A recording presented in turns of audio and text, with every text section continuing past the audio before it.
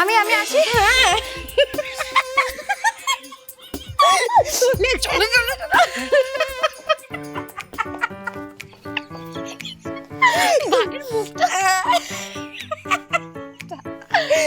ভাই দা ভাই দিদি সৌমি আমি জানতাম ভাই পিহু তোর কিচ্ছু হতে দেবে না। পিহুর ভালোবাসা তোকে ঠিক ফিরিয়ে আনবে। আচ্ছা ভাই, আমাদের অতীতে এত বড় একটা ঘটনা যদি আমার সামনে না আসতো তাহলে তো আমি কিছু জানতেই পারতাম না। আমরা আন্দাজ করেছিলাম, আমরা জাস্ট অপেক্ষা করছিলাম কবে সত্যিটা বেরোবে। সৌমি তোর আন্দাজ ছিল, আমার তো সেটুকুও ছিল না। আর আমাদের বাবা এরকম একটা ঘটনার সাথে যুক্ত রয়েছে, আমি তো আসলে আমার তো কিচ্ছু মনে নেই। এতগুলো বছর ধরে তুই সবটা শুধুমাত্র নিজের মধ্যে চেপে রেখেছিস, কষ্ট পেয়েছিস, কাউকে কিচ্ছু জানাসনি। আর ওই অ্যাক্সিডেন্টের পর থেকে তো আমি সবকিছু ভুলে গেছিলাম। আমাদের বাবা কেমন দেখতে ছিল, আর বাবার বন্ধু ব্রিজেশ মিত্র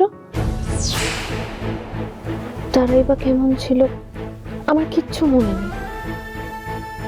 তোমার থেকে যে আরো একটা বড় সত্যি আমি আড়াল করে রেখেছি দিদি। যেদিন তোমার সেই স্মৃতি ফিরবে আমি জানি না সেদিন তুমি আমাকে ক্ষমা করতে পারবে কিনা। আমি যে তোমার মা বাবার আসল পরিচয়টা তোমার থেকে লুকিয়ে রেখেছি।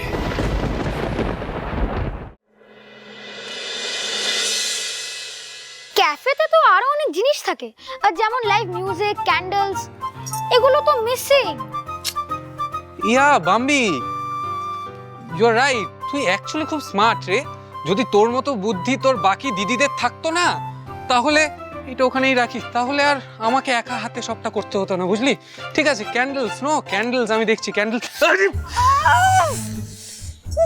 তুমি দেখে চলতে পারো না? তুমি কি করছো? গুতোচ্ছ আমাকে, অদ্ভুত তো, নিজে গুতোচ্ছ তারপরে দোষ দিচ্ছ। লজ্জা নেই না কোনো? দেখছো একা হাতে সবটা করতে হচ্ছে। কি তুমি একা হাতে সব করছো? তাহলে আমরা কি করছি? হ্যাঁ এই কিছুই করছো না, এদিক ওদিক ঘুরে বেড়াচ্ছ আর তারপর গুতোচ্ছ। আর কি করছো?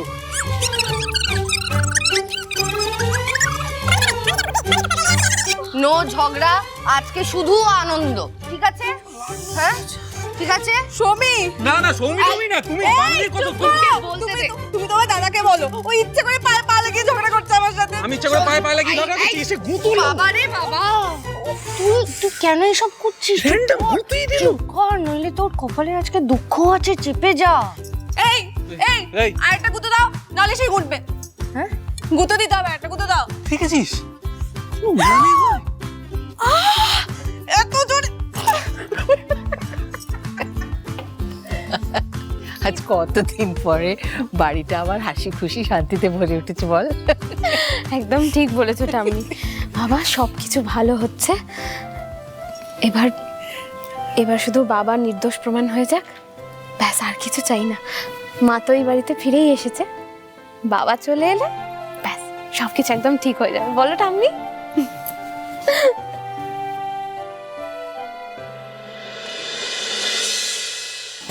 সত্যিটা তোকে কি করে বলি রুষা, অপ্রতিম যে তোর বাবা মাকে খুন করেনি এই খবরটা শুনে অনেক বড় একটা বোঝা আমার বুক থেকে নেমে গিয়েছিল, সেটা ঠিকই। কিন্তু একদিন ওরই জন্য যে সবটা এলোমেলো হয়ে গিয়েছিল এটাও তো সত্যি। সোমরাজ আমাদের এই ঠেকটা চেনে, এতদিন ও এখানেই ছিল। বাই চান্স যদি ও পুলিশকে সমস্ত ইনফরমেশন পাস আউট করে যায় তাহলে আমরা ফেঁসে যাব।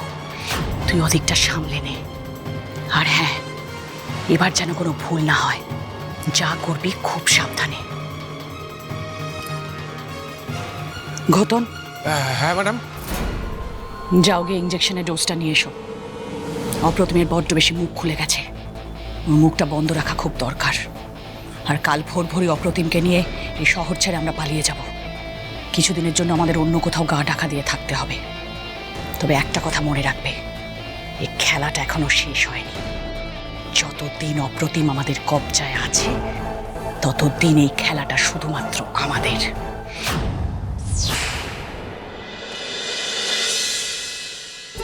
আরেকটা নেবো।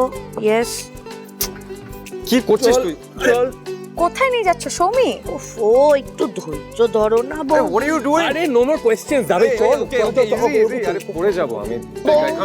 আস্তে আস্তে। করছো কাট। ওকে 3 2 1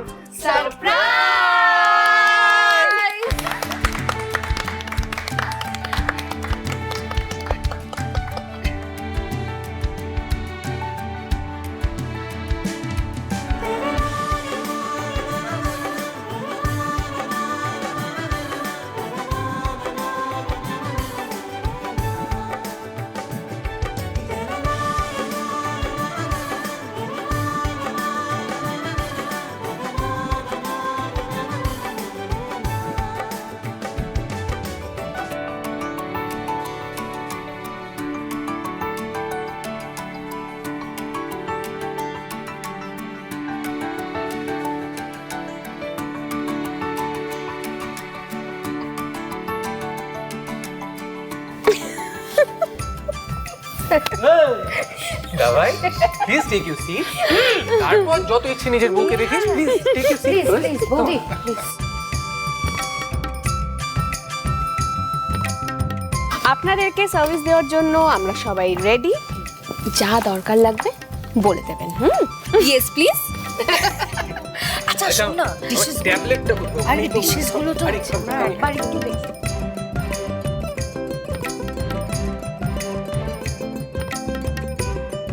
এইভাবে কি দেখছো? সবাই আছে এখানে। তোমাকে দেখতে এত সুন্দর লাগছে, আমি চোখই ফেরাতে পারছি না।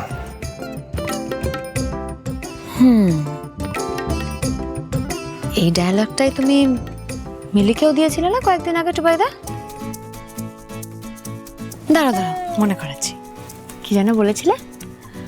হানিমুনে প্যারিস যাবে, আইফেল টাওয়ারের নিচে হাঁটু গেড়ে বসে প্রপোজ করবে, তাই না? আচ্ছা আচ্ছা ঠিক আছে ঠিক আছে, ওকে ফাইন ফাইন, আমি বুঝেছি। আমার প্রিয় আমার উপর অভিমান করেছে, নো প্রবলেম। সেই অভিমানটা কি করে ভাঙাতে হয় সেই উপায়টাও আমার কাছে আছে। One second.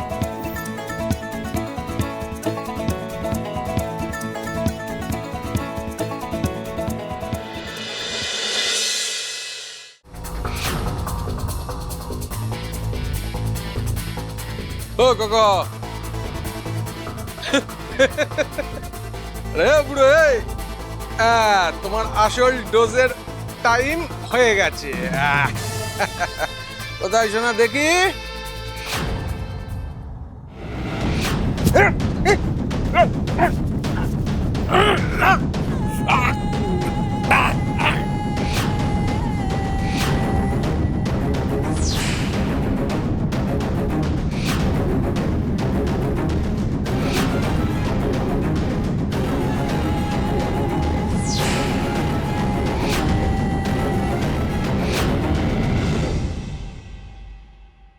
আমাদের এই সবার আনন্দে শুধু একটা মানুষ মিসিং, অপ্রতিম আঙ্কেল। আমি তোমায় কথা দিচ্ছি আন্টি, কালকে অপ্রতিম আঙ্কেল এখানে থাকবে আমাদের সবার সাথে।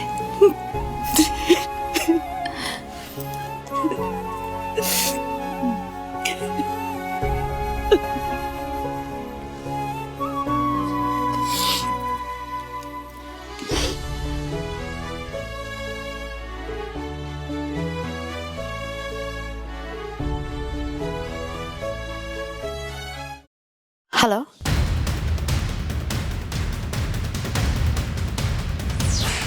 কি? রুষা ম্যাডাম, এই চিঠিটা ময়ূক স্যার রুষা ম্যাডামকে দিয়ে দিতে বললেন। ময়ূক ইউএসএ চলে গেছে আর কোনোদিন ফিরবে না। প্রধাজিৎ বাবুর বাড়ি ফাঁকা। কাল সকালের মধ্যে বাবাকে কি করে খুঁজবো, কিভাবে খুঁজবো কিছু বুঝতেই পারছি না। তুমি একটু শান্ত হও। আচ্ছা টুবাইদা, বিশু বলেছিল না অপ্রতিম আঙ্কেলকে ওই মনিকা জগদ্ধাত্রী মন্দিরের আশেপাশে কোথাও আটকে রেখেছিল?